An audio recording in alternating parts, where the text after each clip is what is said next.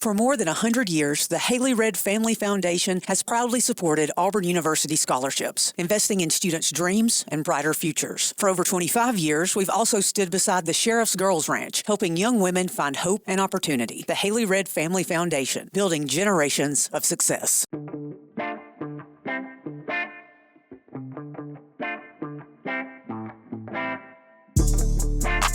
Welcome in again, everybody, to the Terry Bowden Show on the Auburn Undercover Podcast. I'm your co-host, Ronnie Sanders, and I'm joined today by Terry Bowden and former Auburn player Otis Mounds, who had some great times on the plains. Otis, good to be with you. Good to be here. Good afternoon. Otis, good to see you. Coach Bowden here, but good to see you. It's not like we haven't seen each other a lot since you left Auburn. Of course, you were on my staff at Akron and also ULM. But where are you now? You're at Bethune-Cookman. What are you coaching? Who you got this week? Yes, sir. I'm down in Daytona, Florida at Bethune-Cookman University. We play Jackson State. You know, we're going up to see the Tigers in Mississippi. Yeah, that's always a good one. I mean, if you remember did you come with me the second year? You were with me the second year I was at ULM, because the first year we opened with Jackson State when I was at ULM. Now, do y'all still go to Orlando and play FAMU? Is that y'all in FAMU? Yes, sir. That's the classic. That's the game. That's the one. You know, go ahead. That Auburn, Alabama thing. It's huge. People, if y'all could ever see a game or the pageantry before the game. I lived about a mile from the stadium when I lived in Orlando for about 10 years after I left Auburn, and the cars, the parade that goes around all morning, some of the best looking cars you've ever seen in your life. What a great atmosphere that is. But y'all are 5-5 right now? Yes, sir. 5-5. Very good. It's a big game for you, I know. Otis played for had one of those guys that played for Coach Dye and me. But I think one of the most interesting things for anybody that's an Auburn fan, they've heard the phrase, the saying, the Dillard Five. Over you were a part of the Dillard Five. What were the Dillard Five, and who were they? Well, you know, obviously I was the first guy that Auburn recruited out of South Florida from Dillard. And then also that following year, you know, we had Brian Robinson, Frank Sanders, Calvin Jackson, and James Bostic. Yes. That made up the Dillard Five. We all got tattoos. I want you to see that. Dillard Five, that's our brand. I wish the NIL thing was going on back then. hey, I wish the $50 million buyouts were going back then too. Right? We'd both be rich men, that's for sure. Now, let me ask you this, because again, I didn't recruit. Y'all were really recruited to Auburn before I got there. I had some Dillard guys after that. Did y'all all graduate the same year, or did you come at different times? Yeah, I came the first year in 89, 90, and then those guys followed me the second year. But yeah, Coach Bowden, you know, he took a chance on me at that time, and the following year, those guys were excited to come help turn that thing around. Did you now y'all were on the same team in high school? That must have been a hell of a team in high school. Did y'all have some success in high school? Oh yeah, we were loaded. We had just came off a state championship, and then that following year they went back, but I think they lost it. But yeah, we had a good run. We had a good run back in the 90s. We did at Dillard. Well, those of y'all who are young and may have heard of the 93 undefeated team at Auburn, that was my first year at Auburn, but the most unusual circumstance, I've never been a part of anything like it, but starting for our football team were 5 guys from the same high school. They were Otis playing safety at that time. Now, were you recruited as a running back or as a safety? Yes, sir. I was a tailback, and it's funny. I thought you were. Yeah, it's funny you mentioned that because, you know, I thought I had moved to defensive back because of lack of depth during spring. And then when you came in the following year, I had thoughts of going back to tailback because you came in and spread things out a little bit. But I opted to stay on the defensive side of the ball because I became a leader at that time. So had fun at it. So it was good. Well, and for those who don't know, the Dillard Five would be Otis Mounds played safety for me. Frankie Sanders played wide receiver. James Bostic played tailback. Daryl Jackson played cornerback, and Brian Robinson played safety, all starting for us during that undefeated season, the Dillard Five. But I do know that you were the first to come from Dillard. And I want to think at that point, because my dad was at Florida State, when you were a senior, you may have been the #1 recruit in the state of Florida. Yep. At that time, I was the top running back coming out. Again, I had led the county, and during that time, everything was out formation. They was handing that ball off, so I was one of the top guys coming out. Florida State was recruiting me. All the schools in Florida, I felt at the time I needed to get out of the state. And Auburn, I thought was the home for me at that time. And obviously those 4 guys after me, they left and came over as well. So that hurt a lot of people in the state. Were you there for the 94? Were you there in 94, or did you already graduate? Did you graduate in 93? 94 was my last year. So you were there for the interception game. Oh yeah, definitely. Yeah. We had some amazing times, on that defense with Coach Hall and Coach Hines was our secondary coach. I know he's brother-in-law coaches, but sure did. Time there, man, we had a really good time, and it was very competitive. Coach brought in a breath of fresh air at that time that we needed, and we had a lot of success. It was fun times, I tell you. We really did. It was such a great experience to be a part of that 93 football team and the players and the commitment of those players to Auburn. Coach Dye, always known for his ability to recruit the top players around the country. I think it goes all the way back to that first guy he got, Bo Jackson, way back in the early 80s. But you were a part of that group, the Rockers. Did you play with the Rockers?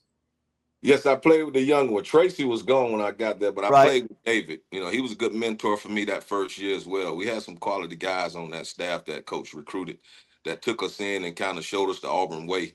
And, I was thankful for that opportunity to meet him and play with him. He's a pastor now. I don't know if is that right? How about that?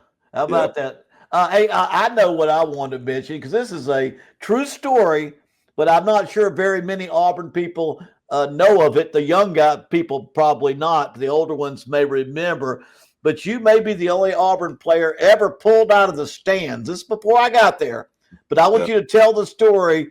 I think it was your redshirt year, or your supposed to be redshirt year, when you weren't dressing, but had to go play in the game. Tell us what happened in that game. Well, my senior year, obviously, Auburn knew I was a track kid as well as football. And I had, during the state championship meet, I had torn my hamstring. So that year coming into Auburn, I spent time trying to rehab that thing and get it right. And at the time, we had James Joseph and Stacey Danley. So it was no rush to get me out there on the field, just get me healthy and get me ready to go the following year. But, during that first week, I was back to probably about 90%, ready to go. But obviously they had decided that, at that time they would go ahead and redshirt me. Well, anyway, this game had started, and we lost 3 tailbacks in the first half. And I don't know, Coach Dye, he said, hey, listen, we got Otis Mounds, and you got Joe Frazier out of Montgomery. We were roommates at the time as well. He said, we need to see if we can get one of those guys down here and get them going. And at that time, I was in the stands. I don't know where Joe was, he on with Montgomery. But I was in the stands in section 100. I'll never forget it. And halftime, I'm looking at the game. I'm saying, oh, my God, we only got one guy left. And at the time, I'm watching the band perform. And then they came over the PA system. Could Otis Mounds please report to the Auburn dressing room? I was like, you got to be kidding me. And I knew exactly what it was. They called me down to play. So I sprinted down the ramp, got by security. They let me through because they heard my name being called. Walked into the dressing room, and Coach Dye standing there with my jersey. Said, are you ready? I said, you darn right I'm ready, Coach. Yeah, it was a wild time. I heard that story many times from the players on that team, and because that was right the year before I got to Auburn, that happened. But I don't know. I know you've heard, but Auburn has gone back and recognized the undefeated team as well as a couple of other teams for the national championship. We were the only undefeated team in the country at that time in 93, but they have gone back and recognized, I think, 3 teams, maybe 4, that were undefeated or received some type of recognition.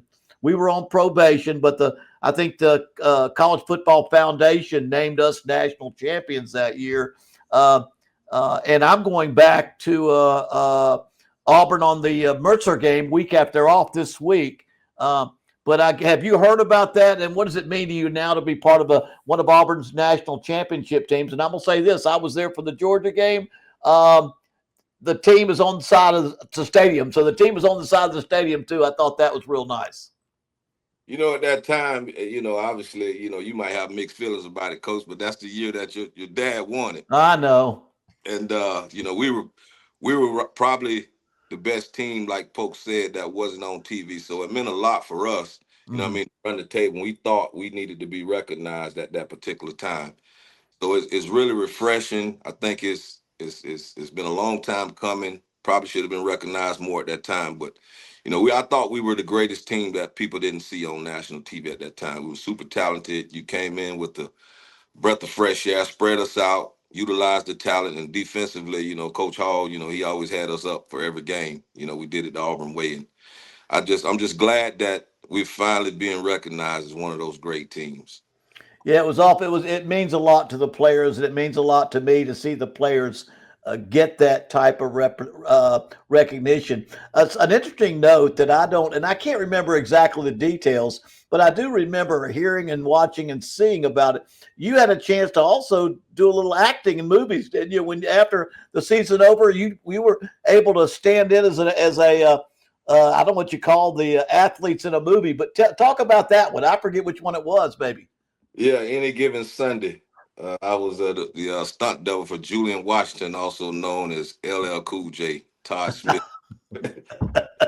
You gave that new definition, I would suppose there. Gave me a chance to carry the ball again, Coach. And mimic him. But I took a pounding in that movie, but it was all worth it. It was all worth it. Well, that's awesome. Who signed you? Who was recruiting Miami at that time, or Dillard at that time? Coach Dennis, Steve Dennis. Okay. Yes, Steve Coach. Dennis, Coach Dennis recruited himself and along with those other guys. And I tell you a true story. When he came down to visit and he walked the halls, I know he hadn't experienced much like that atmosphere at that particular time. And when he walked into the weight room to see all the guys that was in there from the team that were hitting the weights real hard, he knew he had come to a place where it was a gold mine. And I think that's what started the Dillard pipeline. From that point, started getting guys like Charles Dorsey and other guys, that really contributed to success at Auburn. It really does, and I think people don't realize down in the Fort Lauderdale area, where Broward County, where Dillard is, when you go into those communities, and tell me if I'm wrong, but it seems to me as I talk to the families, that is such a close-knit community where you play little league ball together, middle school ball together, or by the time you get to high school, football very important in that county, in that area. Oh, definitely. It's a couple names that ring bells around that city. Got a guy by the name of Johnny Alexander, who's probably the pioneer of the little league programs down there for the American community. And since then they've opened it up, to a lot of different parks because it's so saturated with talent. But definitely, guys coming from that area, we all competed against one another, and we've had a lot of success, throughout the years, little league, high school, and on to college. And we all stay in touch with one another. We're all fans of one another. Yeah, that area of the state was always so important to us at Auburn. But I'll say this, when I was at Akron and you were on my staff, I sent you one place, South Florida. When you were on my staff at ULM, I sent you one place, South Florida. And that's still a place that I feel like if you can go down there and get 3 or 4 players a year, maybe 2 or 3, you're going to be a better football team for getting some players from down there. Definitely. It's a lot of talent, throughout the nation, but obviously South Florida is known for a lot of speed and guys that football is very important to them. And, through over time, you've seen, with names like, Benny Blaze, Brian Blaze, all these guys are mentors for me, Lorenzo White, even Dallas Cowboy Michael Irvin, all those guys are from the same county. You're talking about Hall of Fame guys. So it's definitely an area, that if you can tap in, and obviously it's a close-knit deal now, but if you can tap in and pull those guys out there, you have a lot of success with them. I guess that's exactly right. in that. Now you've got a game with. Now you've got Jackson State this week, and so you've got this week. How are they doing? What I know when I was at ULM, the first game I ever coached at ULM, Dion was having his first game as the head coach at Jackson State. What are you looking at this week? Yeah, he's definitely turned that program around, and they've, since he's left, those guys have kept it going. They're a talented bunch. They recruit out of the Memphis area and the state of Mississippi and surrounding Texas, Louisiana. So they get some good players, and they're a confident team with a lot of talent. We're looking forward to the challenge this week. Otis, what are your feelings on the instability at Auburn over the past? What this will be. Depending on how the season ends, potentially 5 straight losing seasons. It's been a long time since that's happened at Auburn. It's tough for me, and Coach could probably contest this. When you're coaching, you're so locked into where you are, you kind of lose, what's really going on as far as, the ins and outs of who's coming, who's going, So for me, over the time, I haven't really followed them as much as I needed to, but, I'm on a network of guys that, they keep me up to date. But, it's a situation that for me, I hate to see us in the situation that we're in. I just hopefully, they'll make some of the right decisions and get the right people in there to get that thing turned around, because obviously there's no place like Auburn. I'll say that, to anybody. That's the reason I chose to go to Auburn, because the atmosphere and the fan support, and all the support that they get. I just hopefully they'll get things turned around here in the near future. Yeah, I went back this year, and I'm like you. When you're still coaching, you're still in the business. You don't get to go back and be a part of reunions or all those homecomings because you've got a game that week. And if it's your off week, you don't want to be seen at somebody else's homecoming on your off week, as you know, and I know in the coaching business. But I was down there, Georgia. It is an amazing atmosphere. It remains one of the toughest places at night, especially for other people to play. Let me ask, got 2 questions I want, and I know it's different for everybody. The big issues now are portal transfer and NIL, and you come at it from a different perspective maybe than an SEC school, in that they're trying to get somebody else's players. I would imagine at Bethune, a lot like ULM, we were worried who was going to take our best players, and were we just grooming guys for the Power 4 level? Are y'all having to deal with the NILs and the portal transfers? Oh, most definitely. It's definitely a new landscape in college football, more so at the level that we are. Mm-hmm. Get a kid that goes all conference and stands out, somebody's going to come off from a bag. And, you can't fault a kid for trying to change his life and his family's life. So we definitely have to deal with that on a major level. But, we do a good job of trying to recruit high school kids and get them going. And we know after maybe 2 years, they're going to be leaving us anyway.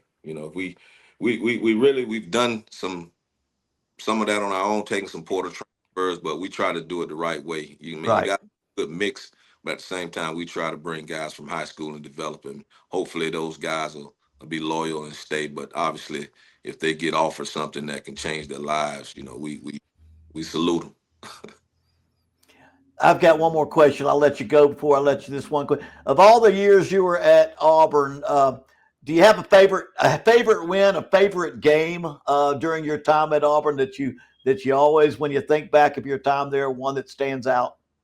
Well, being a Florida native, when we went down, put it on them. That was the deal for me, and then at our place, we put it on them again. So those games versus Florida and always the Alabama game, those are games I'll never forget. They were always very competitive, and we did a good job of going out and doing what we needed to do to solidify the victory. So those games were the ones. I can't say one in particular, but right. Every time we played Alabama, it was a big one, and obviously being a Florida native, the Florida Gators, we went down there and put it on, Coach. I know that. We got them 93 and 94 when you were there. We sure did get them, and it was a big rivalry because you play with each other. When you play with other people on that team, and I imagine if we would have played Miami, you would have had as many or more players down there on that team as well as Florida State. But Otis, I want to thank you for being on the show. It's great memories. I think our listeners enjoyed a little bit of reminiscing, and I'm like you. Let's get this thing going together. get the right coach in there, whoever that may be, support him and get this program back on the road. War Eagle, buddy. Thank you, Coach. War Eagle. He had the fortune of being signed by Coach Dye, playing for Coach Dye, going through some difficult times in 91 and 92, a couple of losing seasons, but fighting to get back on top and coming back and leading Auburn 93 and 94. But I will say this, Ronnie, it was to have 5 guys from one team. It hasn't happened even close. I'm lucky to ever have 2 guys from one team playing, and to have 5 starters on one football team and all major players on our football team. I can't imagine how good that high school team was because of how good they were. And Otis was the leader. He was the guy that Coach Dye went down to Florida to get the very best. And Coach Dye, when he was going to get a great player, it was going to be a tailback or a defensive lineman because he knew those are the positions that won you championships. And he always had a way of looking for those people. And I was going to say a year or so later that he got Steve Davis, who was the number 1 back in the country, maybe around 90. I forget his first year there. He played for me, but Coach Dye also signed him before he left. And Otis, although he ended up playing safety, was a truly outstanding athlete and leader. And right now he's a strong leader, strong Christian, great family. Met his wife at Auburn. Their children, they are Auburn all the way. And I've enjoyed having Otis on my staff. And the guys like that you miss when you're no longer coaching in the business. Talk a little bit about, you came in and inherited a really difficult situation. Yeah. You had some really good players. We had a little bit of a similar situation at LSU. You did a better job than we did, but we lost to UAB that first year. But we had some really good players. But it was just they were beaten down. The 89 game was kind of the pinnacle for Coach Dye, moving the Alabama game, and then all of a sudden the slide started. Well, it's you never know how long it's going to take to turn a program around. Auburn was a once in a lifetime situation, and I couldn't have expected it myself to win their first 20 football games. You got to remember, I'd already been to Salem College, and they were 0-9-1 before I got there, and we lost our first 7 in a row. And I can remember me calling my dad and say, "Dad, I'm 26 years old." I say, "Dad, I don't know if I'm going to make this business 0-7." You start to doubt. And I'm 26, but we won our last 3, and then boom, we won the conference the next 2 years. Went to the playoffs. And Samford University is the same thing. And so but we had to lose a little bit before we won. And so. We had to build that program. So I've always felt that way. And I know somebody was asking me about whether you like Belichick at UNA UNC, North Carolina, or don't. Whether you thought he could turn it around. I know when he first started, I said, this doesn't look good. I'm not sure this thing's going to work. I'm not sure how committed he is, or because he can coach. He's been successful. But you have to say, but how committed is he to turning this program around? Because they didn't hire him to just have a winning season. I mean, he replaced Mac Brown, the winningest coach probably in North Carolina history, I think, or one of them, and so they're expecting much more. But it goes back, but now he's kind of winning. He beat Stanford, I think, this weekend, and has won 3 games, I think 3 or 4. And it reminds me of what my father told me years ago when I first started coaching or became a head coach. And I took over a lot of programs that were down. And he says, "Terry, let me tell you something. If you take over a down program and you're doing everything right, you still got to go through 4 phases. You're going to lose big, then you're going to lose close, then you're going to win close, and then you're going to win big." Well, Auburn threw that all out of whack. We kind of got to win close right off the bat. But I'll say this: we had some good football players. They were not all of them. Most of them blue collar, but they're also some NFL type players too. But we had some good footballers that got to the second. But what I was saying is, you take North Carolina, Bill Belichick. It looks like he's got that program going through that game. Lose big, lose close, win close, and then at some point win big. And that doesn't mean it all happens in one year. It could be 1 year, 2 years, and 3 years. I thought that would be what would happen at Auburn. I thought it'd be what would happen at Auburn. We would have to just slowly build, and boom, we took off. And I think you win a close game. You were asking me a little bit about what it means. If you win some early game, get some success, and the kids start buying in or believing in themselves, and then once that happens, you can really move it forward more quickly. Kind of what we did there, and so that was what happened during that time. I will say this: we had Willie Anderson. Otis jumped on me late. Had Willie Anderson coming on board. He has a game. He's coaching. I want to say he's in Georgia. He's Atlanta area, helping with coaching offensive line with a high school team. But he was going to be on today at noon. First round draft pick on that 93 team, but he at 95 or 96, 95 season was his last year. He was drafted 10th in the first round of the 96 draft. But he'll be on next week with us, hopefully, as he comes on from that football team. Yeah, I was looking forward to asking him what it was like to play for Trickett. Well, you know what? Everybody we asked Cole Kubelik when he was on our team what it was like. I think there was probably some mixed emotions in his answers, and I don't know how you can respond to that question without having some mixed emotions. See, it's definitely a love-hate relationship, but I imagine the further you get removed from a 2-hour practice, the more the love gets bigger and the hate gets less. During a practice, there's nothing fun about playing for Rick Trickett.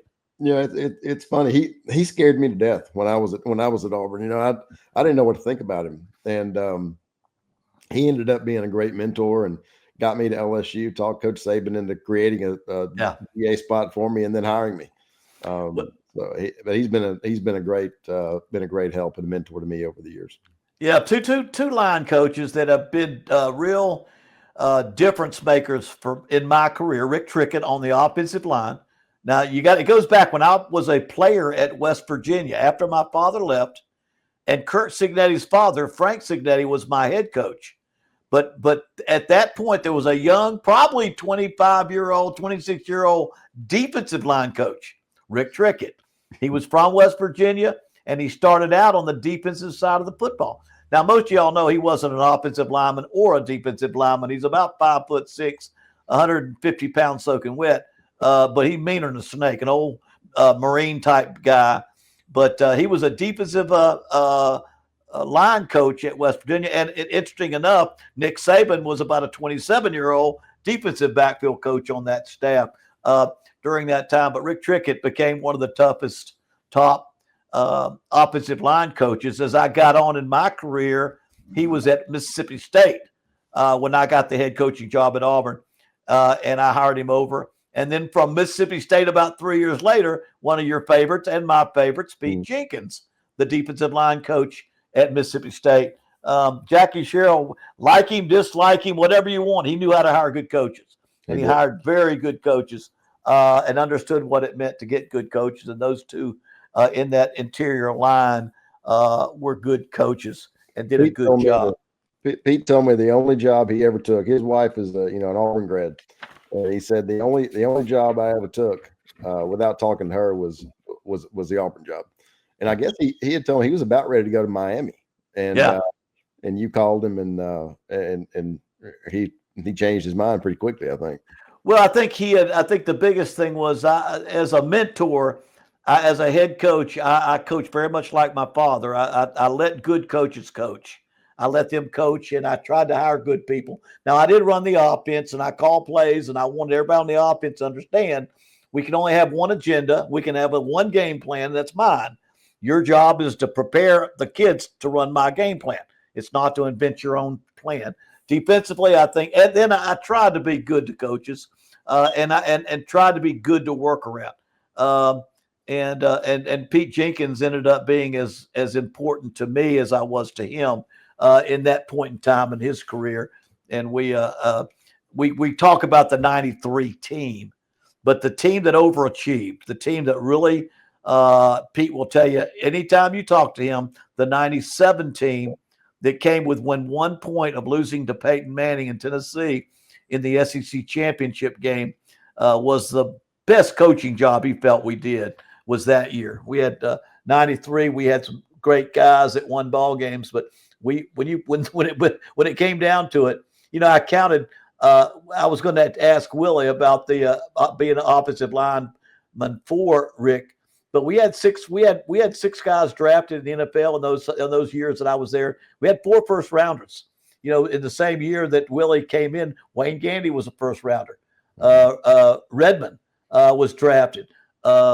Victor Riley was a first rounder. Don't ask Trickett about that one, but he was a first rounder. And then don't ask him about Geno James either. Geno James, yeah, but Geno James was drafted. And then the final one, although I signed him, he played for me, ended up being drafted 96 or 97. No, I mean 2001 or 2. Who's the offensive guard that was so good for the Pittsburgh Steelers? One of my favorites, Kendall Simmons. Kendall Simmons. He was a first rounder. Yeah, where is he now? He's the coach in the line at Middle Tennessee. At Middle Tennessee, but does a great job. Kendall is one of my favorites as well.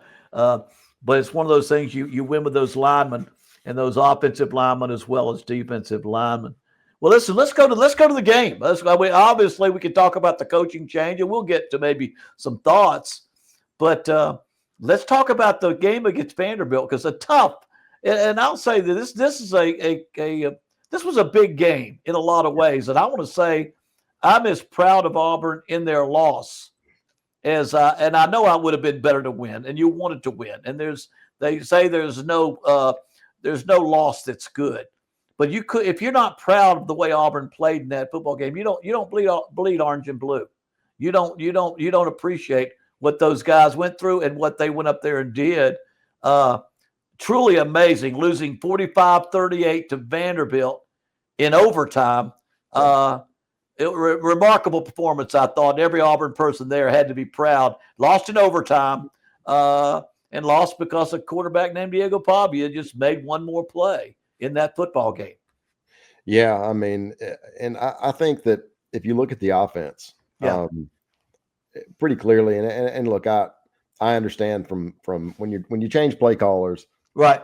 The defense they don't know exactly what they're going to get, and I understand that's part of it, but I think Derek Nix deserves a lot of credit, because clearly he was not calling plays before Saturday.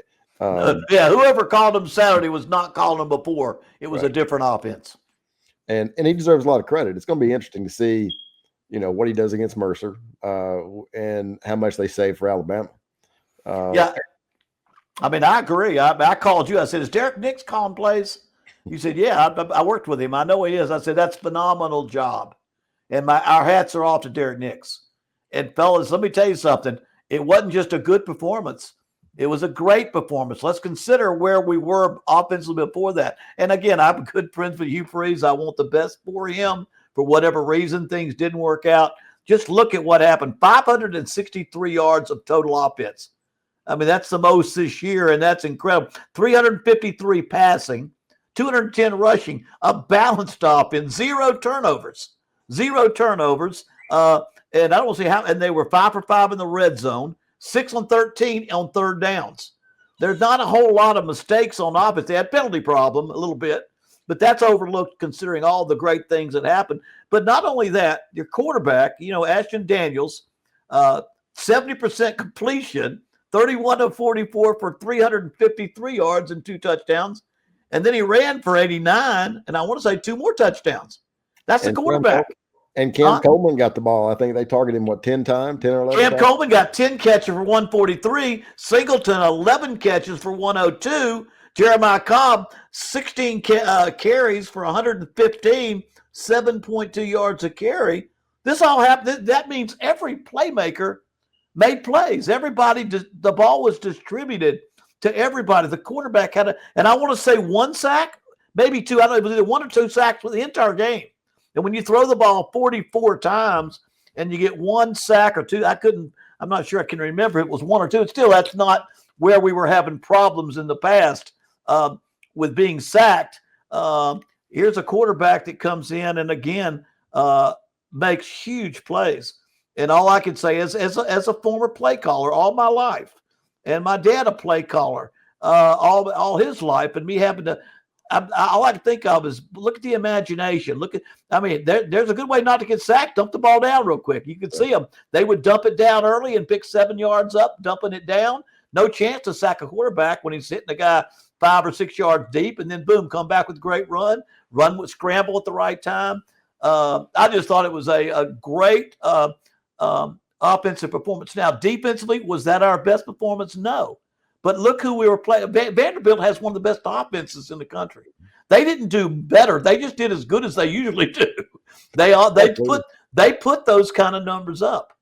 You know what? He deserves a ton of credit for bringing in Jerry Kill and bringing Pavia with him, and did a great job. Has really, and the senior advisor, and he's really kind of helped him structure that thing where he's flipped it now. Will it continue when Pavia leaves? I'm not sure, but they're on the verge of making the playoff. Well, they are, and with that victory, that was critical to them. A couple things I think of. Well, you're exactly right, Pavia, and then bringing in Jerry Kill and coach. The head coach, as much as he's getting credit, he had not two good seasons his first 2 years at Vandy, which you didn't hold it against him because it was Vandy. They have not had a lot of success there. And turning a program around is not going to be easy. But until Pavia got there, and he went 7-6, I want to say his first year there, they were not having any success. And now that he's got them going, they're almost to the point where they very close to still being in the hunt for the SEC, but not quite. But now they're trying to get to that point where they have a chance to make the playoffs, but still having a great year. And I don't know if it's true. Because you see things on Facebook, and I will admit this was a Facebook comment that somebody put in there that Tommy Tuberville had mentioned to Hugh a couple of years ago. Did you see that? Hugh, you ought to go recruit that Pavia kid that plays at New Mexico. And I'm thinking, one, that would be good advice. Yeah. But two, he probably wouldn't have publicly said that he said that just because coaches don't say. And it didn't say he said that publicly. It said somebody repeated that he said probably, but that was a difference in the ball game. Yeah. Pavia is the difference in that ball. Without him, they don't come back and win that game. They don't come back and almost beat Texas. They don't come back and win a lot of their games that they're playing, without him. He reminds me a little bit of Pat Nix. I mean, he just makes plays. He finds a way. Now, I think he runs a little better than Pat, but we didn't have that type of offense that he has. But did a great job coming back. And I, when I was working for ABC Sports for 10 years after I left Auburn, I was a Heisman voter because the Heisman is not who is the best player. It's it's a publicity thing. It's who is the most popular, who does exciting things, who has the best story. But you know what? And this is after watching Fernando Mendoza throw that great pass to win the game for Indiana. I still think Diego Pavia is the number one Heisman candidate. I don't think anybody has played better, no one has made a bigger impact on their football program and on their team than Diego Pavia. Now, he's still got some more games to play, and unfortunately, probably would not make it back to the SEC. Will make it to the SEC championship. But I don't know that anybody has made a bigger impact as a quarterback than him. And so that it was the difference in the game, and you can see where where he has made a difference in football programs. It was a great performance for him. But to go back to what I originally said, you cannot be an Auburn fan and not be proud of the way the players played, the performance, the gutsy, pull together, the coaches. DJ Durkin ought to at least be considered for the head coaching job. Yeah. You have to wonder if he's running the defense and Derek Nix is calling plays like they just had him called. You may get somebody else, but I don't know if you can do better than that in regard to the performance on the field. And I'm sure there's a lot of different candidates. I'm not in that battle or in that process, and I'm sure they can go a lot of different directions. But Hired coaches is like first-round draft picks and quarterback in the NFL. You don't hit them all the time, and you better because a lot of them don't play for 3 or 4. They play, but they're not very good for 3 or 4 years. And so there's a lot of. It's hard to pick the best guy. I just thought that was a super performance. It was so well-rounded on the offense in every way. I just thought it was such a great performance by Auburn in that environment. Yeah, I thought Derek did an unbelievable job, and look, I think Kent Austin deserves some credit for he got the quarterback ready to go, the backs were ready to go. I mean, offensively, it looked like a completely different football team, and you have to wonder. I mean, Auburn fans have been, and again, nothing against Hugh Freeze, right? Exactly. You got to wonder where's that been? Where's it been? Those are my notes. It's almost like you're reading a paper in front of me. Where's that been? Where was that? I mean, backs. Big game, 2 receivers, the best 2, the ones you said we got to have these 2 receivers. They're 2 of the best duo in the business. They both get over 100 yards. The back gets $1.7. Well, he rushes for $1.15, and I want to say 7.2 yards a carry. And the quarterback is phenomenal. And the offensive line got yardage. Protection was great. Running was great. I mean, they put the pressure on our defense, but the defense, let's say, they've already done enough this year to show what they can do defensively. It'd been nice if they could have been the ones that made that final stop, but they had a quarterback that was not going to be denied. So really a great performance. And they have the week off, and then Mercer coming up next. And I don't want to jinx anybody, but I think we got that. Yeah, I think if we come out there and continue to play well, and I think that's the day that I'll be back, and a lot of us will be back because they're going to honor those new champions, the new natties, the new teams that have been recognized for national championship. In some way, they're going to be. I haven't paid attention to what all we got going. I'm sure there's a reception here or this kind of function there. I'm just glad you're back after 27 years. I mean, I know. I'm my second game in this week, but again, just like Otis said, when you're coaching, you don't come back. You don't get to. West Virginia, I went to the reunion at West Virginia 2 weekends ago.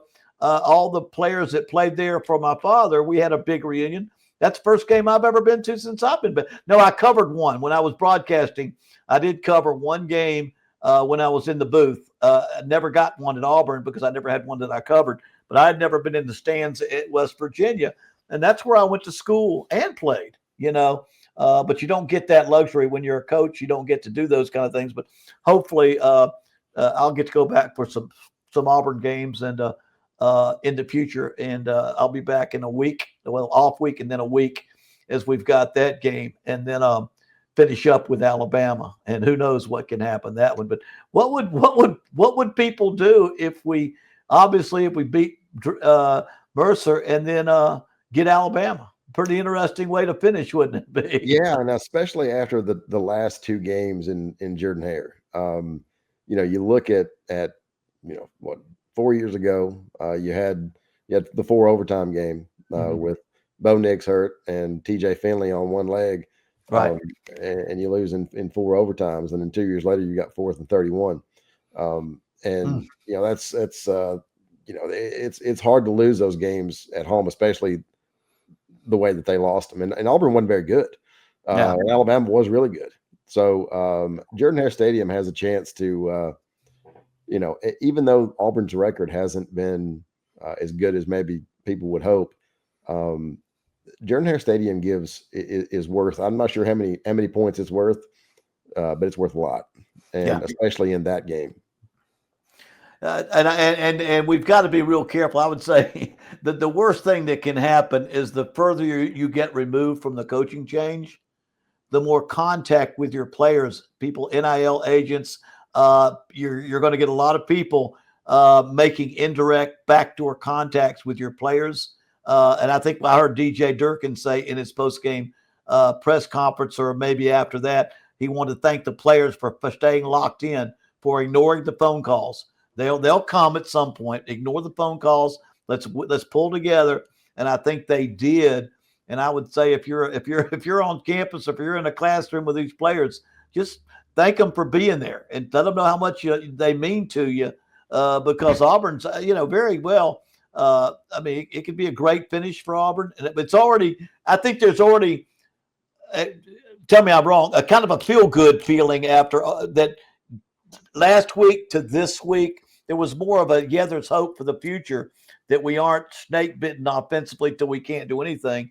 And so you've got to hope that's so those are positives. I just know that I've watched Florida get killed by Kentucky and Arkansas and Virginia Tech eventually go downhill, and UCLA won 3 in a row. And then the further you get away from the coaching change, the more people come in and separate your players. They get in there and the players start worrying. What am I going to do? Where am I going to be? Does this new coach want me here? Somebody else let me know they may want me there. Should I jump in the portal? All those things, you just got to hope they don't happen. All we can do is say, you know what a good job against a great job against Vanderbilt in a loss, not a moral victory, but a loss that you saw some things that really gave you some hope for the future. I know I got a good text during the game. I don't know if you know Leslie Henley, very who was well on my staff when she was a student assistant. She married Chris Henley, but she's at the game texting me, I've never been more proud to be an Auburn Tiger, during that game. She texted me the same thing. Yeah, didn't she do? Yeah, and I said, yep, that's what it feels like to see those guys and the way they played. And good days are ahead. Good days are going to be ahead for Auburn. Decisions have got to be made. Makes you kind of wonder which way they're going to go. Have you heard anything? I mean, again, I'm in Louisiana. I try not to get too close to the try not to worry myself because the coaching thing is going on. But are you hearing anything as far as names that might be considered for that job? Yeah, there's actually an insider today on Auburn Undercover for those who are interested. We're also running a subscription special, so if I jump in there, I think 60% off for a year now. But I met John Sumrall, certainly a name that comes up. DJ Durkin, and I don't think that it's necessarily that he needs to go win the rest of his games. No, but there's clearly, the players are clearly energized. And he said after the game, hey, look, I know you're going to get calls. That's just the reality of the situation, but commit to this team for the rest of the season. And, you talk about teams falling off, and that's true. But most of those teams don't end up with Alabama at home. And I also want to get your opinion on John Cohen, the athletic director, moved the Baylor game next year, which is a home game, right, to Atlanta. And there's been a lot of pushback from fans. Part of that deal was NIL money. But Auburn people are pretty sensitive about moving games out of Jordan-Hare Stadium, considering how long it took to get certain teams, including Alabama, to play there. And then follow that up, John Cohen announced last week that Notre Dame has agreed to a home-and-home with Auburn, which Auburn has, there have been a number of ADs that have tried to get that done. So I think Cohen deserves some credit for that too. Well, I'll say this, and this isn't true of just of Auburn. I mean, I see other programs that they play in Ireland, they play in a neutral site, and the fans are angry because they've got their season tickets. They have a place where they've worked hard to get those season tickets, and local businesses, local economy is greatly affected in a town the size of Auburn by a home football game. And so, like, you've got how much income is that to a lot of people? But once we have to admit the game is about money. The game is about NIL and paying contracts or playing off contracts, and ADs have a incredibly difficult time making those decisions. And it's like when I've taken over 6 different programs, and the first thing your local people are going to say, you better recruit local guys. Well, if you're a football coach and you haven't figured that one out yet, you shouldn't be a head coach. Now, doesn't mean you can sign them all, and it doesn't mean you can lower your standard, but you walk-ons, if you take a chance on, you're not. Those are the people that make your locals happy. And playing home games is what makes your local people happy. I can remember Johnson's bookstore. Remember the Johnsons? Trey and we went to church together, and their dad was still alive. I'm not sure if he is now. But I remember going into the bookstore after the season and their dad, Mr. Johnston, was had tears in his eyes. He said, "You don't know what this season meant to us and our family and our business. The success that we had this year. I mean, people were buying videotapes and Auburn Christmas presents and all those things. And so for the AD to move a game to a neutral site like Baylor, believe me, he probably doesn't. He knows enough about the business that he doesn't want to. But he also knows that we've got a lot of money that has to be raised, a lot of bills that have to be paid, and money steps in and makes a difference and makes the decisions that you don't feel always you wish you had to make, but you make them anyway. So I would imagine that's the it's not just, hey, I think I'll move the game, that'll be fun. Oh no, you're going to get a lot of nasty letters when you do that, and he probably has, in that. Yeah, and as you say, the game's about money, and look, the game's in Atlanta, so it's not like there won't be Auburn people there. Now it's not, it won't be Jordan Hare, but 80% of that crowd plus will be Auburn people, and I would imagine it will be raucous. Too close for that to be to a different. And again, it doesn't help the local economy or local business, but it does. It puts dollars and cents, and everybody's got to appreciate that and be thankful of that. So we've got a week before that. That's next year. You're talking about the Baylor game next year. So I think that's another issue is moving the Baylor game next year. You don't have Alabama and Georgia at home, and so your home slate is not. You've got a pretty decent out of conference game right with Baylor, and you move that out of your home stadium. That's fans weren't real happy. Now, the next year you pick up Notre Dame, so I think they are happy about that. So AD played that pretty well. Yeah, I mean, he does know what's going on. I don't think I don't think you're ever going to make decisions that make everybody happy, and that one's not going to make people happy.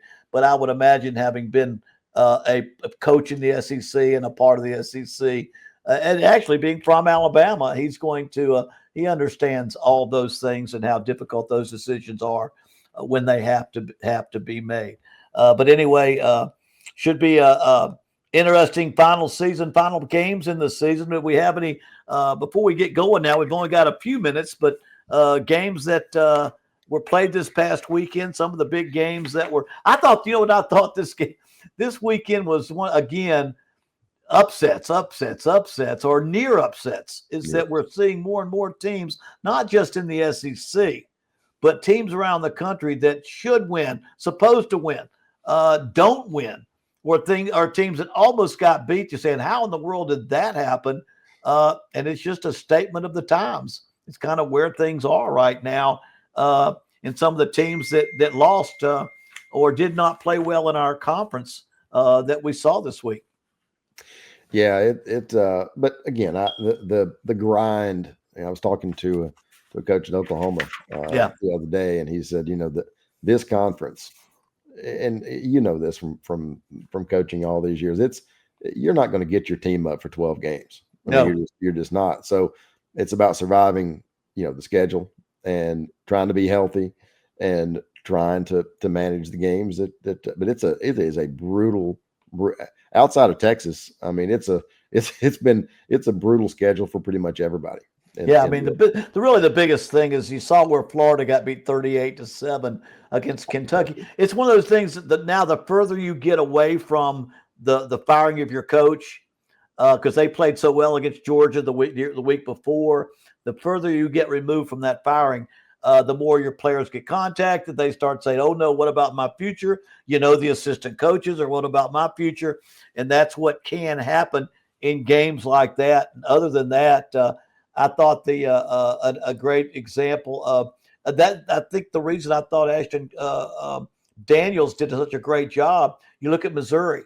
They had to play a backup quarterback because they got Bo Prabula got hurt, and they got pounded.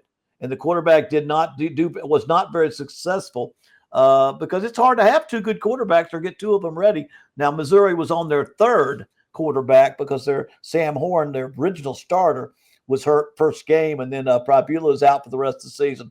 When you lose that quarterback, that's a huge factor in that game. So really, there wasn't really an upset in the conference this week in the SEC.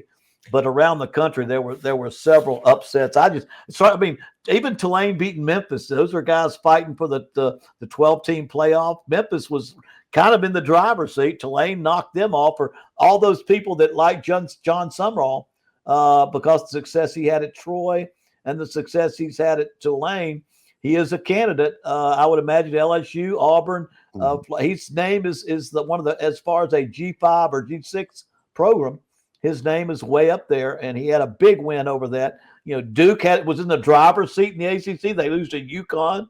Washington was clearly still heading into a possibility of a Final 12. They lose to a poor Wisconsin team. Louisville in the driver's seat in the ACC, again, probably to play Duke. They dropped to Cal that game.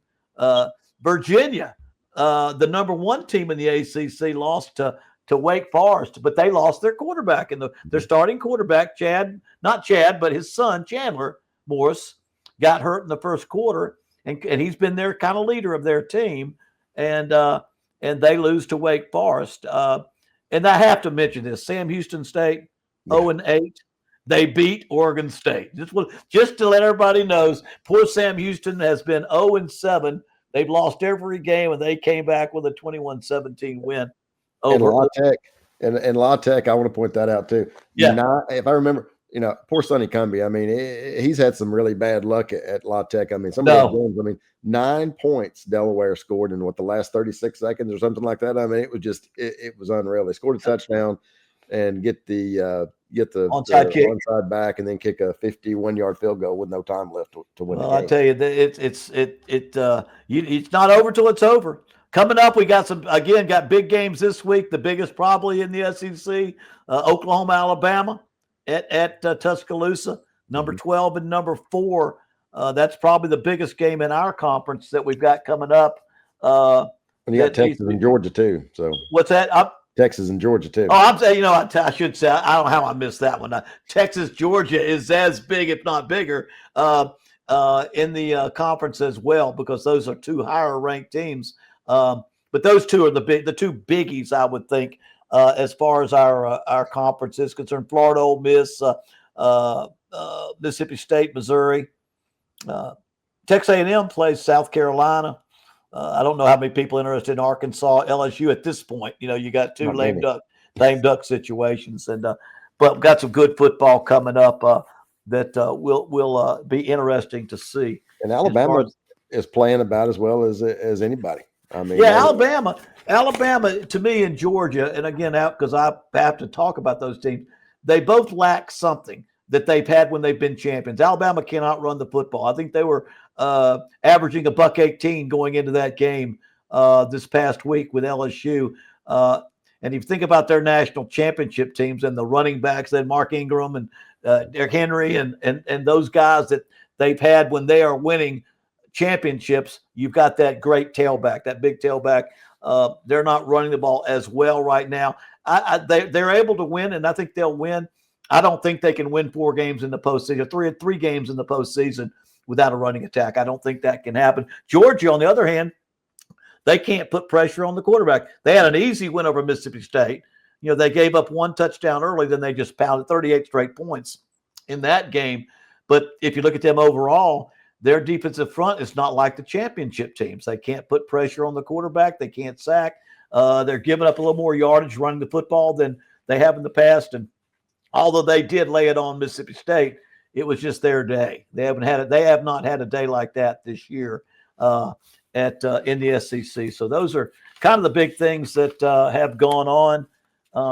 And anything we didn't cover, anything else out there that we haven't covered coming up? I think we're about out of time. I mean, yes, we've got. Let's get your picks. Oklahoma and Alabama in Bryant-Denny. All right, now Monday's a tough time. I don't have I'm gonna give it my first impression. And I don't know. I mean, the money line. If I just head up, I'd say I'm gonna pick Alabama head up wise. I think quarterback. He has been a difference maker, and they have got and their playmakers at wide out have come along. And so I just think, not by a lot, but I think Alabama is playing a little bit better than Oklahoma right now. So I'd go with Alabama head up. Now, this is not, I don't know what the line is. I probably do. 6.5. Alabama 6.5. I'm not sure. That makes it tougher. Yeah. And then Texas at Georgia in Sanford Stadium. And again, Georgia by 6.5. I like Georgia. You know what? Texas has not played that good in big games. I know they beat Oklahoma, I think, but Oklahoma didn't have a quarterback, or they played John Mateer too quickly after he got hurt. But Steve Sarkisian has not had as good of games against good people. And I don't think really haven't had a tough schedule. I mean, they played, they lost Ohio State, right? San Jose State, UTEP, Sam Houston, lost to Florida, who's terrible, right? Beat Oklahoma, beat Kentucky, beat Mississippi State, beat Vanderbilt, and then in a close ball game, in a tight ball game, and 34-31, and now you've got at Georgia, Arkansas at home, and then Texas A&M at home. So yeah, I mean we'll have our opinion about Texas after they play Georgia and Texas A&M. I think that'll say, but they have not been as committed to running the football like they should, or play as well against the very good teams that they play against. I was going to say Oklahoma that they did beat. They tried to play John Mateer after an injury. They played him a little too early. He was not able to do very well, and that cost them in that game. So got some good football games coming up in that one. If anybody saw the Indiana game when Indiana Saturday beat that was a great game that they won there against Penn State.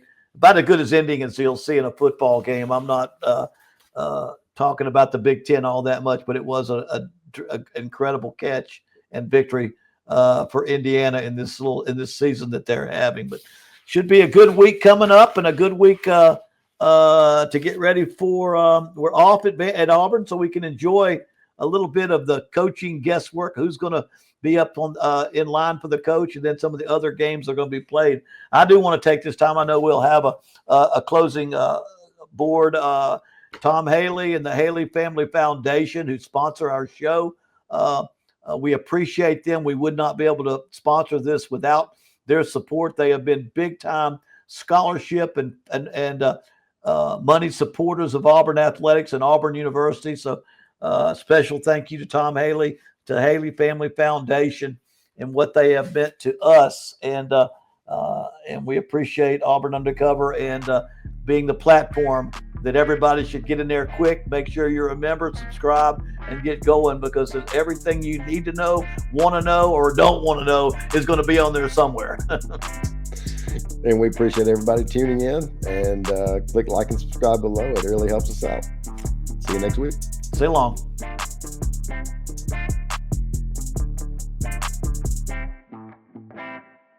For more than 100 years, the Haley Red Family Foundation has proudly supported Auburn University scholarships, investing in students' dreams and brighter futures. For over 25 years, we've also stood beside the Sheriff's Girls Ranch, helping young women find hope and opportunity. The Haley Red Family Foundation, building generations of success.